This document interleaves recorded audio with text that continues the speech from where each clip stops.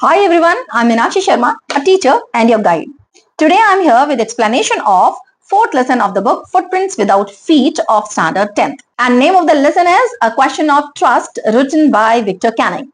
Victor Canning, जिनका birth हुआ जून 16, 1911 इन Plymouth, Devon, England, बहुत ही प्रोलिफिक ब्रिटिश राइटर थे और सबसे ज्यादा जाने जाते थे ये अपने थ्रिलर्स के लिए, स्पाई नॉवेल्स के लिए और एडवेंचर स्टोरीज के लिए।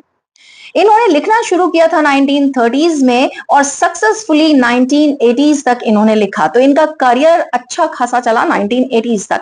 इनकी राइटिंग ग्रेजुअली इवॉल्व होती चली गई over time. Light hearted stories से ये कॉमेडीज की तरफ गए, फिर सीरियस एस्पेनेज लिखे, फिर मिस्ट्री फिक्शंस लिखे। इनकी डेथ हुई February 21, 1986 सायरनचेस्टर, ग्लॉसेस्टरशायर, इंग्लैंड में। इनका फर्स्ट नॉवेल जो बहुत ज्यादा फेमस हुआ वो था मिस्टर फिंचली डिस्कवर्स हिज इंग्लैंड 1934 में, और ये बेसिकली एक ह्यूमरस ट्रैवल स्टोरी थी। इन्होंने सर्व किया वर्ल्ड वॉर सेकेंड में रॉयल आर्टिलरी में और बाद में इंटेलिजेंस वर्क भी किया, जिन्होंने इनके बाद के जो स्पाई थ्रिलर्स थे उसे इन्फ्लुएंस किया। वर्ल्ड वॉर के अगर बाद की बात करें तो ये फेमस हुए अपने एस्पियनेज फिक्शन की वजह से 1950 से 70s तक, जहां इन्होंने बुक लिखी the Limbo line, the Python project, the Rainbird pattern, जिसे फिल्म किया था एल्फ्रेड हिचकॉक ने, किस नाम से? फैमिली प्लॉट से। इन्होंने बच्चों के लिए भी लिखा था, जैसे स्माइलर ट्रायलॉजी। विक्टर कैनन ने लेगेसी छोड़ी है कि इनका वर्क जो था वो इसलिए जाना जाता था कि बहुत ही क्लियर स्टाइल था, टाइट प्लॉट्स थे, एंगेजिंग कैरेक्टर्स थे और काफी डिफरेंट स्टाइल्स में इन्होंने लिखा था। मल्टीपल जेनरेज में इन्होंने काम किया था। फॉर एग्जांपल कॉमेडी में काम किया था, एस्पियनेजेस लिखे थे, मिस्ट्री स्टोरीज लिखी थी, बच्चों के लिए भी स्टोरीज लिखी थी। तो इनका जो कंट्रीब्यूशन था ब्रिटिश स्पाई फिक्शन में वो काफी रिस्पेक्ट किया जाता है। अब ये जो स्टोरी हम पढ़ने जा रहे हैं, अ क्वेश्चन ऑफ ट्रस्ट, ये मिक्सचर है क्राइम का, आयरनी का और विट का। अब थीम के बारे में जान लेते हैं हम स्टोरी के। इस स्टोरी का थीम रिवॉल्व करता है ट्रस्ट, आयरनी और डिसेप्शन पे, और इसमें यह भी बताया है कि जनरली जो अपीयरेंसेस होते हैं वो डिसेप्टिव होते हैं। जो लोग दिखने में लगते हैं हमें और हमें लगता है कि बहुत शरीफ हैं या कुछ लोग लगते हैं बहुत रिच हैं, वो जरूरी नहीं कि वैसे हो। बिसाइड्स जो अपने आप को बहुत ज्यादा क्लेवर समझते हैं या जो बहुत ज्यादा ओवर कॉन्फिडेंट होते हैं अपनी एबिलिटीज को लेके, उन्हें आउट स्मार्ट किया जा सकता है, आउटविट किया जा सकता है। इस स्टोरी की जो टोन है वो लाइट हार्टेड है, प्लेफुल है, ह्यूमरस है। इसमें सटल ह्यूमर और आयरनी दोनों यूज किए हैं और इसे यूज करते हुए राइटर ने बहुत ही खूबसूरती से बताया है कि किस तरीके से टेबल्स टर्न होते हैं, स्पेशली जो लोग सोचते हैं कि हम बहुत ज्यादा कंट्रोल में हैं और बहुत ज्यादा स्किल्ड हैं किसी चीज को लेकर। और मॉरल इस स्टोरी का है कि जो क्राइम और डिसऑनेस्टी है ये कभी पे नहीं करते हैं, कभी फायदे में नहीं रहते हैं, और जो दूसरों को डिसीव करते हैं उन्हें खुद को भी डिसीव किया जा सकता है। ट्रस्ट अर्न किया जाता है, ये दान में नहीं मिलता है। बिसाइड्स अगर आप बहुत क्लेवर हैं तो इसका मतलब ये नहीं है कि आप इनविंसिबल हैं। मींस ऐसा नहीं है कि कोई आपको आउटविट नहीं कर सकता है, और honesty is always the best policy. तो जितनी ऑनेस्टी से रहेंगे उतनी ही विदाउट कॉम्प्लेक्सिटी लाइफ इजीली चलती है। And now we will see how beautifully this story is woven by the writer Victor Canning. A question of trust. It is said that you must set a thief to catch a thief. But it is also said that there is honor among thieves. Which saying does this story illustrate? Story का जो introduction है वो इस तरीके से दिया गया है कि ऐसा कहा जाता है कि एक चोर को पकड़ने के लिए दिमाग चोर का होना चाहिए, यानी कि उसे पता चल होनी चाहिए पूरी की पूरी स्ट्रैटेजी और टैक्टिक्स थीफ की। और ये भी कहा जाता है कि थीव्स अमंग थीव्स, मतलब ये जो क्राइम वर्ल्ड है उनमें ऑनर होता है, ठीक है, तो वो एक दूसरे को डिसीव नहीं करते हैं। तो ये जो स्टोरी है, ये जो हम अभी पढ़ने वाले हैं, इसमें ये देखना है कि कौन सी सेइंग को वो सपोर्ट कर रही है या कौन से सेइंग का एग्जाम्पल बन रही है। Read and find what does Horace Danby like to collect and why does he steal every year? इन दोनों क्वेश्चंस का रिस्पॉन्स मिलेगा हमें फर्स्ट सेक्शन में। So listen to the explanation carefully. Everyone thought that Horace Danby was a good, honest citizen. He was about 50 years old and unmarried. He lived with a housekeeper who worried over his health. In fact, he was usually very well and happy except for attacks of hay fever in summer. तो ये जो Horace डैनबी था, इसका जो impression था society में वो ये था कि ये बहुत अच्छा सा और ऑनेस्ट सा बंदा है, सिटीजन है। ये इसका जो एज था वो 50 इयर्स था, बैचलर था, अनमैरिड था। ये एक हाउसकीपर के साथ रहा करता था जो इसकी हेल्थ को लेके थोड़ा सा कंसर्न रहता था। और बता रहे हैं ऑथर कि ये बेसिकली हेल्थ वाइज भी प्रॉपर थे और इकोनॉमिकली भी अच्छे थे, खुश थे। सिवाय एक प्रॉब्लम था इनके साथ हे फीवर का, जो समर में शुरू होता था। हे फीवर क्या होता है? ये एक एलर्जी होती है पॉलन या डस्ट से। तो अगर पॉलन या डस्ट के कांटेक्ट में आओ तो इचिंग शुरू हो जाती है, इरिटेशन शुरू हो जाती है नाक में, और क्या होता है? स्नीजिंग स्टार्ट हो जाती है। तो बस एक ये प्रॉब्लम था इनके साथ। He made locks and was successful enough at his business to have 2 helpers. तो इसका जो प्रोफेशन था वो ये था कि लॉक्स बनाया करता था, और economically he was sound enough कि 2 हेल्पर्स वो अपने साथ रख सकता था बिजनेस के लिए। Yes, Horace Danby was good and respectable, but not completely honest. Author बोल रहे हैं हाँ, हॉरेस डैनबी अच्छा था और रेस्पेक्टेबल सिटीजन था, लेकिन कंप्लीटली ऑनेस्ट नहीं था। 15 years ago, Horace has served his first and only sentence in a prison library. 15 साल पहले हॉरेस को एक पनिशमेंट मिली थी प्रिजन लाइब्रेरी में, और इसने ये पहली पनिशमेंट ली थी और उसके बाद कभी इसे पनिशमेंट मिली भी नहीं थी।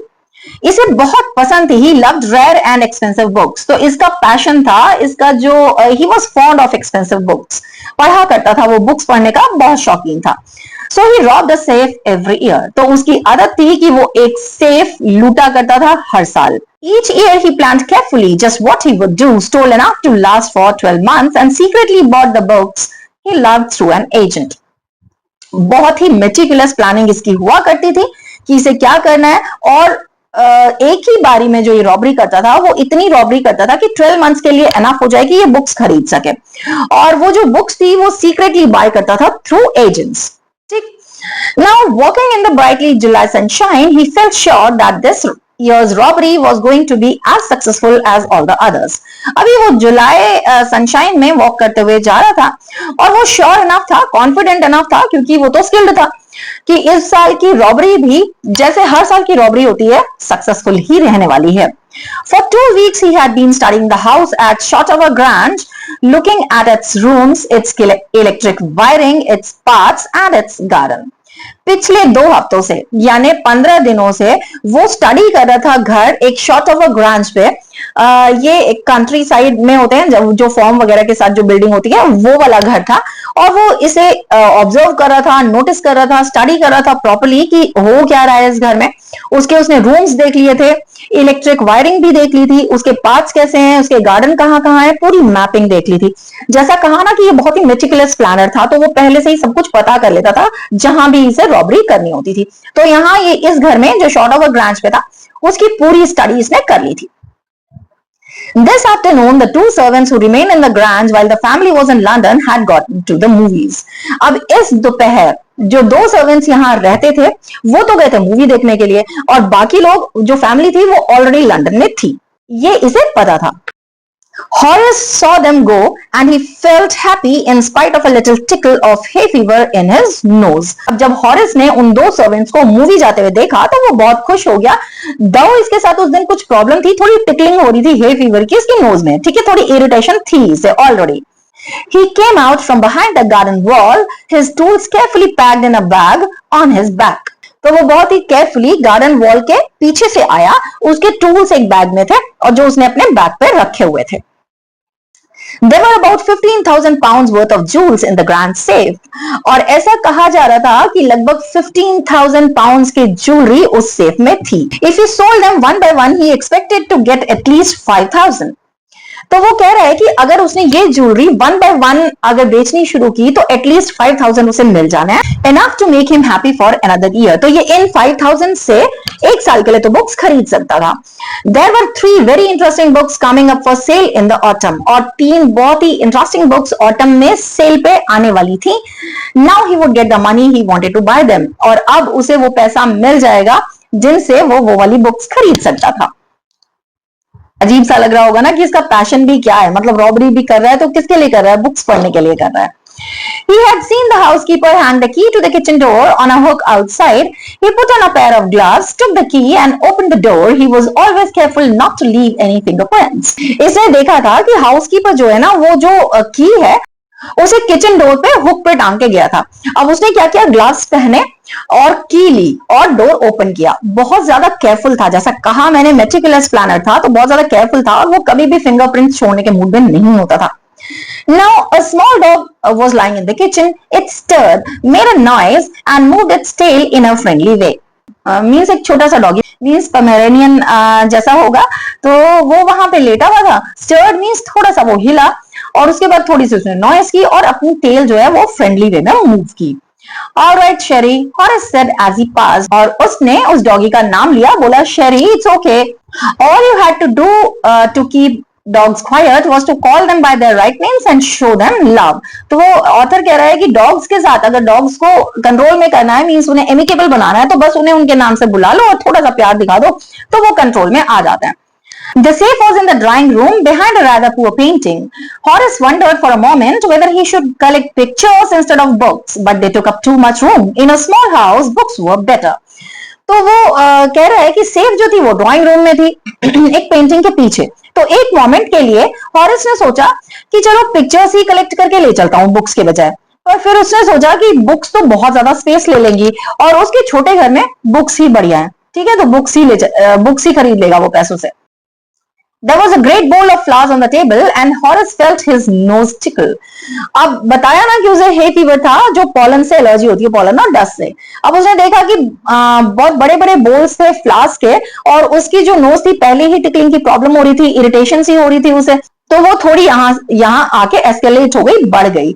He gave a little sneeze and then put down his bag. He carefully arranged his tools. उसके बाद उसे थोड़ी सी स्नीजिंग की, थोड़ा सा हल्का सा केयरफुली. फिर उसके बाद अपना उसने बैग नीचे रखा और बहुत ही केयरफुली अपने टूल्स लगाए. He had 4 hours before the servants returned. और वो कैलकुलेट करके आया था कि उसके पास अभी 4 hours थे इसके पहले कि सर्वेंट्स रिटर्न हो.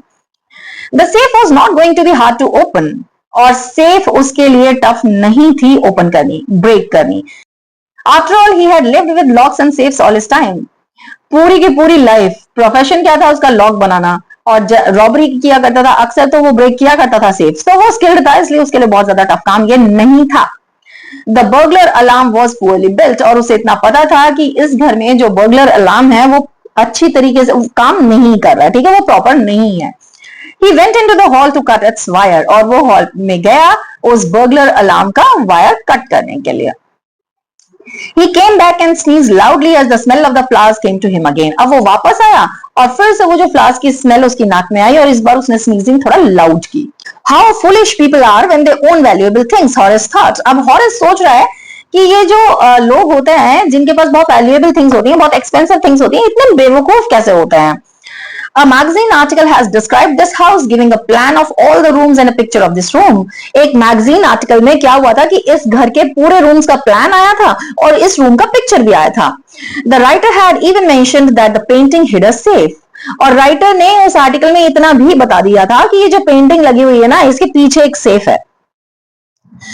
But Horace found that the flowers were hindering him in his work. He buried his face in his handkerchief. Hinder means difficult कर देना कोई भी काम. ठीक है, तो ये जो कह रहा है वो कह रहा है कि जो फ्लावर्स है ना, उसे ऐसे लगा कि ये जो फ्लावर्स हैं इसे इसके काम को डिफिकल्ट बना रहे हैं, क्योंकि बार बार उसे स्मेल आ रही थी और स्नीज करना पड़ रहा था. तो उसने क्या किया कि हैंकरचीफ लगा लिया अपने फेस पे.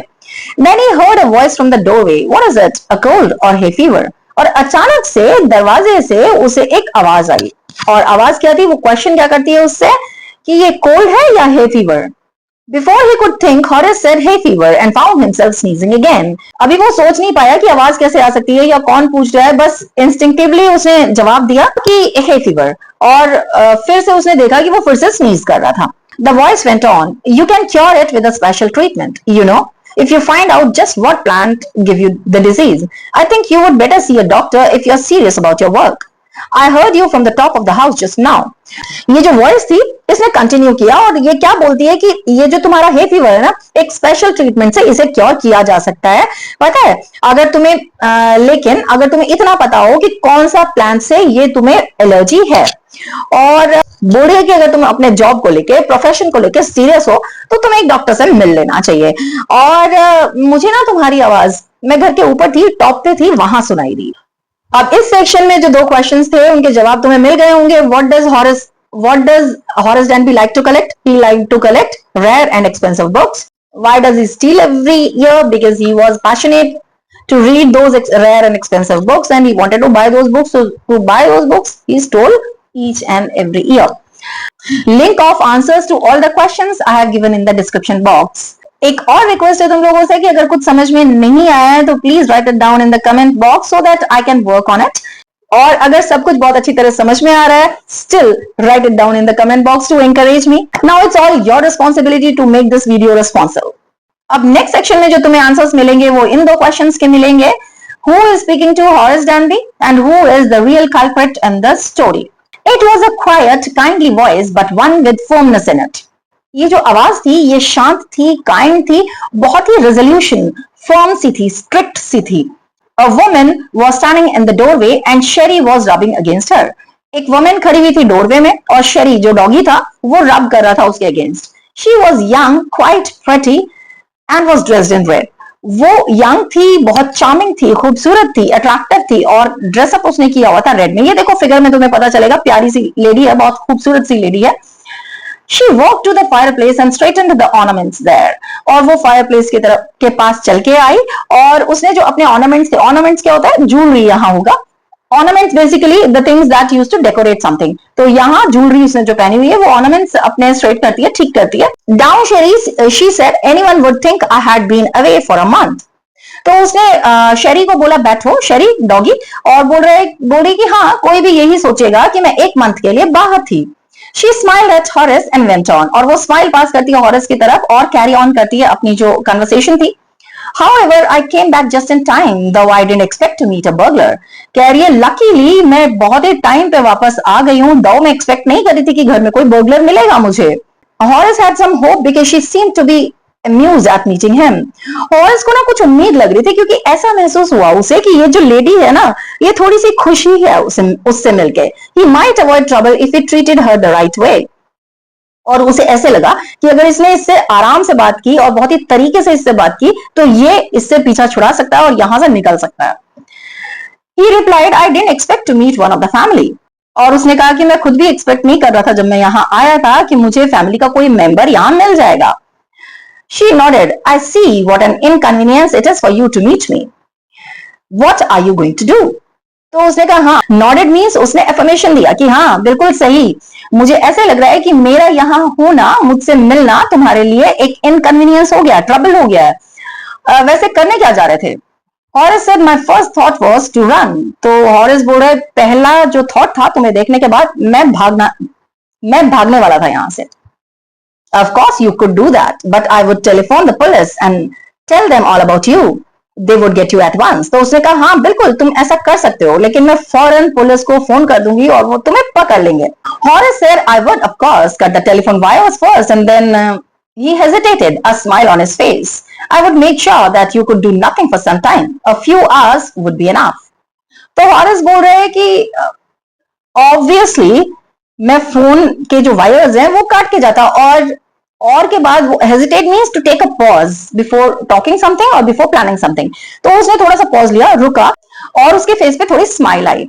आई would make sure that you could do nothing for some time, a few hours would be enough. और कह रहे हैं कि और इसके बाद ये तो मैं श्योर करूंगा कि कुछ वक्त के लिए तुम कुछ ना कर पाओ और कुछ घंटे मेरे लिए एनफ हो जाएंगे.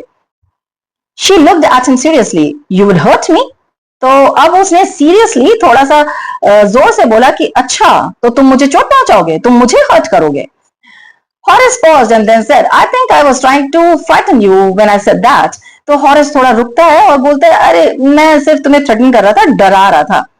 You didn't frighten me. तो उसने कहा तुमने मुझे डराया नहीं है. Horace suggested it would be nice if you would forget you ever saw me. Let me go. अब हॉरेस उसे सजेस्ट करता है कि तुम्हारे लिए बेहतर होगा कि तुम मुझे हमेशा के लिए भूल जाओ और मुझे यहां से जाने दो. The voice was suddenly sharp. अब वो गुस्से में आ जाती है lady. Why should I? You were going to rob me. अब उसने कहा क्यों मैं तुम्हें जाने दूंगी, तुम मुझे रॉब करने वाले थे. If I let you go you will only rob someone else. और वो बोलती है कि अगर मैं तुम्हें जाने दूं तो तुम तो सोसाइटी के किसी और बंदे को रॉब करोगे. Society must be protected from main like you. तो उसने कहा ये सोसाइटी को तुम जैसे रॉबर्स से बचाना चाहिए, प्रोटेक्ट करना चाहिए. Horace smiled. I'm not a man who threatens society. I steal only from those who have a lot of money. तो Horace स्माइल पास करता है, कह रहा है कि मैं सोसाइटी के लिए कोई थ्रेट नहीं हूं, मैं तो सिर्फ उन लोगों से चुराता हूं, उन लोगों के यहाँ रॉबरी करता हूं जिनके यहाँ बहुत सारे पैसे होते हैं. I steal for a very good reason and I hate the thought of prison. तो उसने कहा कि मैं एक जेंटल, बहुत ही काइंड रीजन के लिए चुराता हूं और मुझे प्रिजन जाने से नफरत है, मुझे प्रिजन जाना बिल्कुल भी पसंद नहीं है। She laughed and he begged, thinking that he had persuaded her. अब वो हंसती है और ये रिक्वेस्ट करता है, उसे ऐसे लगता है कि इसने इस लेडी को कन्विंस कर लिया है। Look, I have no right to ask you for anything, but I'm desperate. Let me go and I promise never to do this kind of thing again. I really mean it. ये उसे request करता है कि देखो, मेरा right तो नहीं बनता है कि मैं तुमसे कुछ रिक्वेस्ट करूं, but I am desperate. Desperate means I am out of control, I am ready to do anything to get out of here. तो वो बोल रहे हैं कि मैं डेस्परेट हूं, प्लीज मुझे जाने दो और मैं तुम्हें प्रॉमिस करता हूं कि ऐसा काम मैं आगे कभी नहीं करूंगा। एंड वो कह रहा है, आई रियली मीन इट, मैं सच्ची सच्ची कह रहा हूं, ऐसा कभी नहीं करूंगा। She was silent, watching him closely. Then she said, "You are really afraid of going to prison, aren't you?" अब वो शांत रहती है और उसे क्लोजली वॉच करती है और फिर बोलती है, ओके, तुम सच्ची में तुम्हें प्रिजन जाने में डर लगता है ना? She came over to him, shaking her head. I have always liked the wrong kind of people. तो वो हॉरेस के पास जाती है लेडी और शेक करती है अपना हेड और बोलती है, मुझे ना रॉन्ग काइंड ऑफ पीपल सच में पसंद आता है। She picked up a silver box from the table and took a cigarette from it. फिर वो सिल्वर बॉक्स टेबल पे से उठाती है और सिगरेट निकालती है उसमें से। अब हॉरेस जो था वो तो उसे प्लीज करने के कोशिश में लगा हुआ था और क्यूरियस था कि किसी तरीके से ये खुश हो जाए और मुझे जाने दे। Horace, eager to please her and seeing that she might help him, took off his gloves and gave her his cigarette lighter. Horace जो बहुत क्यूरियस था उसे खुश करने के चक्कर में और उसे ऐसे लग रहा था कि ये शायद इसे हेल्प कर देगी, तो वो क्या करता है, अपने ग्लव्स हटाता है, उतारता है और उसे अपना सिगरेट लाइटर देता है। ये let me go, he held the lighter towards हर। अब वो लाइटर उसके पास लेके जाता है और कहता है कि तुम मुझे जाने दोगी ना? Yes, but only if you will do something for me. तो उसने कहा, हाँ जाने दूंगी, बट एक फेवर अगर तुम मेरे लिए कर दो तो। एनीथिंग यू से। तो वो तो जाना चाहता था किसी भी कीमत पे, तो उसने कहा जो तुम बोलोगी वो मैं करूंगा। Before we left for London, I promised my husband to take my jewels to our bank, but I left them here in the safe. तो वो बताती कि जब हम लंदन गए थे ना, तो मैंने अपने हस्बैंड को बोला था कि मैं अपनी जो ज्वेलरी है वो बैंक में रख दूंगी, लेकिन वो किसी तरह यहीं पे रह गई है। I want to wear them to a party tonight, so I came down to get them, but तो कह रही है कि आज पार्टी में, आज रात पार्टी है, तो मुझे उसके लिए वो जो ज्वेलरी थी वो पहननी थी, तो मैं नीचे वो ज्वेलरी लेने ही आई थी, लेकिन और इतना कह के वो वहां रुक जाती है। Horace smiled. You have forgotten the numbers to open the safe, haven't you? और Horace smile पास करके कहता है कि तो तुम वो नंबर भूल गई हो ना सेफ का, है ना? Yes, replied the young lady. तो उसने कहा, हाँ, वो young lady बोलती है, Just leave it to me and you'll have them within an hour, but I'll have to break your safe. तो Horace बोलता है, ठीक है, वो मेरे ऊपर छोड़ दो, 1 घंटे में वो तुम्हें ज्वेलरी मिल जाएगी, लेकिन उसके लिए मुझे तुम्हारी सेफ ब्रेक करनी पड़ेगी, तोड़नी पड़ेगी। Don't worry about that. My husband won't be here for a month. तो वो बोली, इस बात की फिक्र मत करो, मेरे हस्बैंड यहाँ 1 महीने तक नहीं होंगे, and I'll have the safe mended by that time. Mended means repair. तो वो कह रही है, तब तक मैं जो सेफ है वो रिपेयर करा लूंगी, उस बात के लिए worried नहीं रहो। And within an hour, Horace had opened the safe, given her the jewels, and gone happily away. और 1 घंटे में Horace ने वो सेफ ओपन कर दी और उसे ज्वेलरी दे दी और वो वहां से खुशी खुशी चला गया। For 2 days he kept his promise to the kind young lady. अब 2 दिन तक तो जो उसने प्रॉमिस किया था ना कि मैं ऐसा काम कभी नहीं करूंगा, मैं रॉबरी कभी नहीं करूंगा, तो 2 दिन तक तो उसने वो प्रॉमिस कीप की। On the morning of the 3rd day, however, he thought of the books he wanted and he knew he would have to look for another safe. अब जब 3rd day की सुबह हुई तो वो उन बुक्स के बारे में सोचने लगता जो उसे चाहिए थी और उसे पता था कि उसे एक और सेफ की तलाश करनी होगी। But he never got the chance to begin his plan. लेकिन उसे चांस ही नहीं मिला अपना प्लान शुरू करने का। By noon, a policeman had arrested him for the jewel robbery at Shotover Grange. दोपहर तक एक पुलिसमैन उसके यहाँ आया और उसे अरेस्ट कर लिया क्योंकि शॉटोवर ग्रांज में रॉबरी हुई थी ज्वेलरी की। His fingerprints, for he had opened the safe without gloves, were all over the room, and no one believed him when he said that the wife of the owner of the house had asked him to open the safe for her. क्योंकि उसने gloves उतार के वो safe खोली थी ना, तो उसके फिंगरप्रिंट्स सेफ पे भी थे और पूरे रूम में इधर उधर हो रहे थे। तो उन फिंगरप्रिंट्स की वजह से जब उसने बताया कि ये जो घर की ओनर थी उसी ने मुझे बोला था सेफ खोलने के लिए, किसी ने उसकी बात पे बिलीव नहीं किया। The wife herself, a grey-haired, sharp-tongued woman of 60, said that the story was nonsense. और wife जो थी वो लेडी थी ही नहीं, वो तो grey-haired means white और black का जो mix होता है, means white है थे अच्छे खासे उसके. Grey-haired woman थी, sharp-tongued means जो हार्श लैंग्वेज यूज कर रही थी. ऑब्वियसली हार्श लैंग्वेज यूज करती क्योंकि उसके यहाँ रॉबरी हुई थी. तो वो शार्प टंग्ड विमेन थी, अबाउट 60 इयर्स की थी. वो लेडी क्या थी? वो यंग विमेन थी.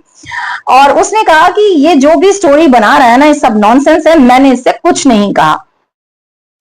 Horace is now the assistant librarian in the prison. और अब हॉरेस प्रिजन में असिस्टेंट लाइब्रेरियन है. He often thinks of the charming, clever young lady who was in the same profession as he was and who tricked him. अब वो अक्सर सोचा करता है उस अट्रैक्टिव सी क्लेवर यंग लेडी के बारे में जो सेम प्रोफेशन में थी, यानी कि वो भी एक थीफ थी और जिसने इसे धोखा दिया था, जिसने इसे आउटविट किया था, ट्रिक किया था.